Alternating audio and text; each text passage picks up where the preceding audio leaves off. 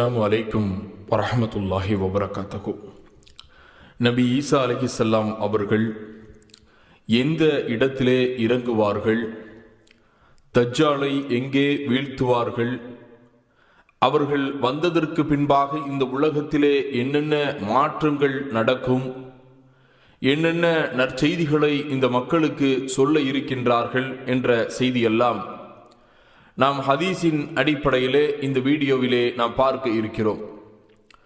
ஈசா அலைஹிஸ்ஸலாம் அவர்கள் அல்லாஹ்வினுடைய நாட்டத்தின் அடிப்படையிலே அல்லாஹு ரப்புல் ஆலமீன் அவர்களை சில நயவஞ்சகர்களிடம் இருந்து காப்பதற்காக தன் அளவிலே அவன் ஈசா அலைஹிஸ்ஸலாம் அவர்களை உயர்த்தி கொண்டான்.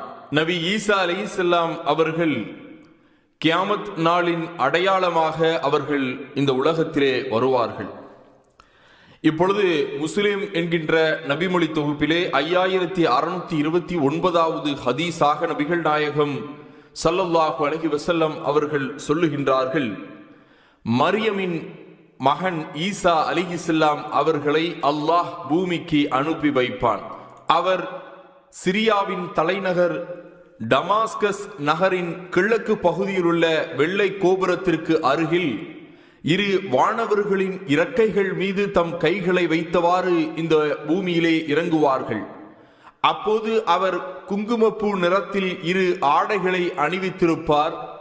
அவர் தமது தலையை தாழ்த்தினால் நீர்த்துளி சொட்டும், தலையை உயர்த்தினாலோ வெண்முகத்தை போன்று நீர்த்துளி வலியும் என்று நபிகள் நாயகம் ஸல்லல்லாஹு அலைஹி வஸல்லம் அவர்கள் ஈசா அலைஹிஸ்ஸலாம் அவர்கள் இறங்கக்கூடிய இடம் சிரியாவிலே இருக்கக்கூடிய டமாஸ்கஸ் நகரிலே அவர்கள் குங்குமப்பூ சாயம் இடப்பட்ட ஆடைகளால் இறங்குவார்கள் என்று இங்கே பதிவு செய்கின்றார்கள். மேலும் புகாரிலே 2426வது ஹதீஸாக நபிகள் நாயகம் ஸல்லல்லாஹு அலைஹி வஸல்லம் அவர்கள் குறிப்பிடுகின்றார்கள், மரியமின் குமாரர் ஈசா அலைஹிஸ்ஸலாம் அவர்கள் நீதி செலுத்தும் நடுவராக உங்களிடையே இறங்குவார்கள். சிஸ்யா வரியை மறுப்பார்கள். எவரும் பெற முன்வராத அளவுக்கு செல்வம் இந்த உலகத்திலே பெருகும். அனைவருக்கும் செல்வம் தேவை என்ற அளவு இருக்காது என்று நபிகள் நாயகம் சொல்லுகின்றார்கள். இது கியாம நாளின் உடைய அடையாளமாக வரும் என்று நபிகள் நாயகம் ஸல்லல்லாஹு அலைஹி வஸல்லம் அவர்கள் சொல்லுகின்றார்கள். மேலும் புகாரியிலே 3449வது ஹதீஸாக நபிகள் நாயகம் கூறுகின்றார்கள், உங்களைச் சேர்ந்த ஒருவரே உங்களுக்கு தொழுகை நடத்தும் இமாமாக இருக்க மரியமின் மகன் உங்களிடையே இறங்குவார். நேற்றைய தினம் நாம் பார்த்தோம் அல்லவா, மஹதி அலைஹிஸ்ஸலாம் அவர்கள் இமாமாக நிற்பார்கள். அங்கே ஈசா அலைஹிஸ்ஸலாம் அவர்கள் பின்னால் நின்று தொழுவார்கள் ஜமாத்தாக என்று விரிவாக இமாம் மஹதி அலைஹிஸ்ஸலாம் அவர்களுடைய வரலாற்றினை பார்த்தோம் அல்லவா, அதில் நீங்கள் தெரிந்து கொள்ளலாம். மேலும் முஸ்லிம் என்கின்ற நபிமொழி தொகுப்பிலே 5553வது ஹதீஸாக இடம்பெறுகின்றது. அல்லாஹ்வினுடைய தூதர் நபிகள் நாயகம் ஸல்லல்லாஹு அலைஹி வஸல்லம் அவர்கள் கூறினார்கள், ரோம பைஷாந்தியர் அஹ்மாக் மற்றும் தாவிக் ஆகிய இடங்களில் நிலை கொள்ளாத வரை கியாம நாள் ஏற்படாது. அவர்களை நோக்கி மதீனாவில் இருந்து ஒரு படை புறப்படும். அன்றைய நாளில் பூமியில் வசிப்போரில் அவர்களே சிறந்தவர்களாய் இருப்பர். அவர்கள் அணிவகுத்து நிற்கும் போது ரோமர்கள் எங்களுக்கும் எங்களில் சிறை கைதிகளுக்காக பிடிக்கப்பட்டோருக்கும் இடையே நாங்கள் போர் செய்ய எங்களை விட்டுவிடுங்கள் என்று கூறுவார்கள். அப்போது முஸ்லிம்கள், இல்லை, அல்லாஹ்வின் மீது ஆணையாக எங்கள் சகோதரர்கள் மீது போர் தொடுக்க உங்களை நாங்கள் அனுமதிக்க மாட்டோம் என்று சொல்லுவார்கள்.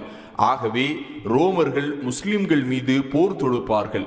அப்போது முஸ்லிம்களில் 1/3 பகுதியினர் தோற்று வெருண்டோடுவார்கள். அவர்களை அல்லாஹ் ஒருபோதும் மன்னிக்கவே மாட்டான். அவர்களில் 1/3 பகுதியினர் மடிவார்கள். அவர்கள் அல்லாஹ்விடம் மிகச்சிறந்த உயிர் தியாகியாவார்கள். 1/3 பகுதியினர் ரோமர்களை வெற்றி கொள்ளுவார்கள். அவர்கள் அதன் பின்னர் ஒருபோதும் சோதனைக்கு உள்ளாக்கப்பட மாட்டார்கள். அவர்கள் தம் வாட்களை ஆழி மரங்களில் தொங்கவிடப்பட்ட போர் செல்வங்களை பங்கிட்டுக் கொண்டிருக்கும் போது அவர்கள் இடையே ஷைத்தான், நீங்கள் புறப்பட்டு வந்த பின் உங்கள் குடும்பத்தாரிடையே மசீஹ் தஜ்ஜால் வந்துவிட்டான் என்று குரல் எழுப்புவான். உடனே அவர்கள் தம் குடும்பத்தாரை நோக்கி புறப்பட்டு செல்லுவார்கள் அந்த முஸ்லிம்கள். ஆனால் அது பொய்யான செய்தியாக இருக்கும். அவர்கள் ஷாமுக்கு, அதாவது சிரியா வரும்போது மசீஹ் தஜ்ஜால் புறப்படுவான். இந்த நிலையில் அவர்கள் போருக்காக ஆயத்தமாகி அணிகளை சீர் செய்து கொண்டிருக்கும் போது தொழுகைக்காக இகாமத் சொல்லப்படும். அப்போது மரியமின் புதல்வர் ஈசா அலைஹிஸ்ஸலாம் அவர்கள் வானில் இருந்து இறங்கி வந்து அவர்களுக்கு தலைமை ஏற்று இருப்பார்கள். அதாவது இமாமாக கிடையாது, அந்த முஸ்லிம்களுக்கு தலைமை ஏற்பார்கள். அவரை அல்லாவின் விரோதி தஜ்ஜால் காணும் போது தண்ணீரில் உப்பு கரைவதை போன்று கரைந்து விடுவான். ஆனால் ஈசா அலைஹிஸ்ஸலாம் அவர்கள் தன்னுடைய கையாலேயே தஜ்ஜாலை மடிய வைப்பார்கள். பிறகு அல்லாவினுடைய நாட்டத்தால் தஜ்ஜால் மடிந்து விடுவான் என்ற செய்தி முஸ்லிமிலே 5553வது ஹதீஸாக இடம்பெறுகின்றது. இங்கே மதீனாவில் இருந்து சில நல்லவர்கள் புறப்படுவார்கள். பின்பு ரோமர்களுக்கும் அவர்களுக்கும் சண்டை நடக்கும். அதிலே 1/3 பகுதியினர் புறமுதகு காட்டி ஓடுவார்கள். இவர்களை அல்லாஹ் ஒருபோதும் மன்னிக்க மாட்டான். சில நபர்கள் அங்கே மடிவார்கள். அவர்களை உயிர்த்தியாகியின் பட்டியலிலே அல்லாஹ் சேர்ப்பான். பிறகு என்ன நடக்கும்? முஸ்லிம்கள் ரோமர்களை வெற்றி கொள்வார்கள். அவர்களை அல்லாஹ் நல்லவர்களின் பட்டியலிலே இடம்பெற செய்வான். அங்கே ஆலிவ் மரத்திலே தொங்குவிடப்பட்ட போர் செல்வங்களை அவர்கள் பங்கிட்டுக் கொண்டிருக்கக்கூடிய சமயத்திலே சைத்தான் அங்கு வந்து, நீங்கள் இந்த போருக்காக வந்த பின் உங்கள் குடும்பத்தில் தஜ்ஜால் நுழைந்து விட்டான், குழப்பம் ஏற்படுத்தி கொண்டிருக்கிறான், நீங்கள் வாருங்கள் என்பார்கள். அவசரமாக முஸ்லிம்கள் அங்கிருந்து புறப்பட்டு செல்லக்கூடிய நேரத்திலே அது பொய்யாக இருக்கும். பிறகு ஷாம், சிரியா வரும்போது அங்கே தஜ்ஜால் புறப்படுவான். இந்த நிலையில்தான் அங்கே ஈசா அலைஹிஸ்ஸலாம் அவர்கள் வருவார்கள். ஈசா அலைஹிஸ்ஸலாம் அவர்களை பார்த்தவுடன் தஜ்ஜால் மடிந்து விடுவான். இருந்தாலும் ஈசா அலைஹிஸ்ஸலாம் அவர்கள் தன்னுடைய கையாலேயே தஜ்ஜாலை வீழ்த்துவார்கள். அல்லாஹ்வின் நாட்டப்படி தஜ்ஜால் அங்கே மடிந்து விடுவான். இதுதான் அந்த ஹதீஸினுடைய விளக்கமாகும். ஆகவே அருமை சகோதரர்களே, மேலும் பார்த்தீர்கள் ஆனால் முஸ்லிமிலே 5629வது ஹதீஸாக தஜ்ஜாலிலிருந்து அல்லாஹ் காப்பாற்றிய ஒரு சமூகத்தார் மரியமின் மைந்தர் ஈசா அலைஹிஸ்ஸலாம் அவர்களிடம் வருவார்கள். அவர்களின் முகங்களை அவர் தடவி கொடுத்து சொர்க்கத்தில் அவர்களுக்கு கிடைக்க இருக்கும் படித்தரங்கள் குறித்து அவர்களுக்கு தெரிவிப்பார்கள். அதாவது தஜ்ஜாலினுடைய குழப்பத்தில் இருந்து மீண்ட முஸ்லிம்கள் ஈசா அலைஹிஸ்ஸலாம் பக்கம் வருவார்கள். அவர்கள் அனைவரின் முகத்திலும் தடவி கொடுத்து, உங்களுக்கு சொர்க்கம் இருக்கிறது, அங்கே இந்தந்த விஷயங்கள் எல்லாம் கிடைக்கும் என்று ஈசா அலைஹிஸ்ஸலாம் அவர்கள் முஸ்லிம்களுக்கு சொல்லுவார்கள். தஜ்ஜாலினுடைய குழப்பம் என்பது இந்த உலகத்தை இதுவரைக்கும் நடக்காத ஒரு மிகப்பெரிய குழப்பம். அந்த குழப்பத்திலே மீண்ட முஸ்லிம்களுக்கு கிடைக்கக்கூடிய ஒரு பாக்கியத்தை ஈசா அலைஹிஸ்ஸலாம் அவர்கள் நற்செய்தியாக கூறுவார்கள்.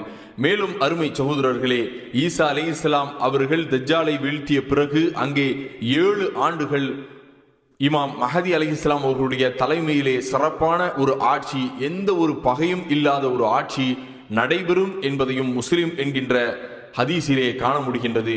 மேலும் அதே முஸ்லிம் என்கின்ற நபிமொழி தொகுப்பிலே அங்கே பதிவு செய்யப்பட்டிருக்கிறது, யாராலும் வெல்ல முடியாத அடியார்களை நான் வெளிப்படுத்தியுள்ளேன், அவர்களை தூர்மலையின் பால் அழைத்து செல்லுவீராக என்று நபி ஈசா அலைஹிஸ்ஸலாம் அவர்களுக்கு அல்லாஹ் ரப்புல் ஆலமீன் தூது அனுப்புவான். ஆக தஜ்ஜாலினுடைய குழப்பத்திலிருந்து மீண்ட அந்த முஸ்லிம்களுக்கு ஈசா அலைஹிஸ்ஸலாம் அவர்கள் நற்செய்தி கூறுவார்கள் அல்லவா, சொர்க்கத்தினுடைய படித்தரங்கள் இது இதெல்லாம் உங்களுக்கு கிடைக்க இருக்கிறது, சொர்க்கம் இப்படித்தான் இருக்கும் என்றெல்லாம் அந்த முஸ்லிம்களுக்கு சொல்லுவார்கள் அல்லவா. அதற்கு பிறகு அல்லாஹ் சொல்லுவான், நீங்கள் அந்த முஸ்லிம்களை தூர்மலையின் மீது கொண்டு வாருங்கள் என்று சொல்லுவான்.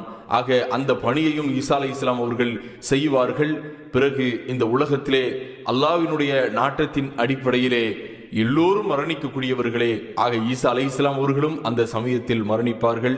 அதே போன்று ஈசா அலைஹிஸ்ஸலாம் அவர்கள் மதீனாவிலே இருக்கக்கூடிய ரசூல் ஸல்லல்லாஹு அலைஹி வஸல்லம் அவருடைய அடக்கஸ்தலத்தின் பக்கத்தில் தான் அடக்கம் செய்ய இருப்பதாகவும் சில ஹதீசுகள் வருகின்றது. அல்லாஹ் அறியக்கூடியவன். ஆகவே இப்படிப்பட்ட ஒரு நல்ல ஒரு தூய்மையான மார்க்கத்திலே நாமெல்லாம் கருணையாளனுக்கெல்லாம் கருணையாளனான இறைவனுடைய மார்க்கத்திலே பிறந்ததற்கு அல்லாஹ்விற்கு நாம் அனைவரும் இந்த நேரத்திலே அவனை புகழ வேண்டும், அவனிடம் மன்னிப்பு கேட்க வேண்டும், அவனிடத்திலே சொர்க்கத்தை கேட்க வேண்டும். அதே போல் நாளை மறுமை நாளிலே ஜன்னத்துல் ஃபிர்தோஸ் என்று அழைக்கக்கூடிய சொர்க்கத்திலே எங்கள் அனைவரையும் எங்களுடைய உயிருக்கும் மேலாக நாங்கள் நேசிக்கக்கூடிய முஹம்மது ஸல்லல்லாஹு அலைஹி வஸல்லம் அவர்களோடும் இன்னும் பிற நபிமார்களோடும் நாங்களெல்லாம் எங்கள் குடும்பங்களோடும் எங்களுடைய உறவுகளோடும் ஏழைகளோடும் நாங்களெல்லாம் இருக்க வேண்டும் என்று இந்த நல்ல நேரத்திலே நாமெல்லாம் பிரார்த்தனை செய்வோம். இன்ஷா அல்லாஹ் அப்படிப்பட்ட சொர்க்கத்தை கிடைப்பதற்கு இந்த நல்ல நேரத்திலே நாம் அனைவரும் பிரார்த்திப்போம் இன்ஷா அல்லாஹ்.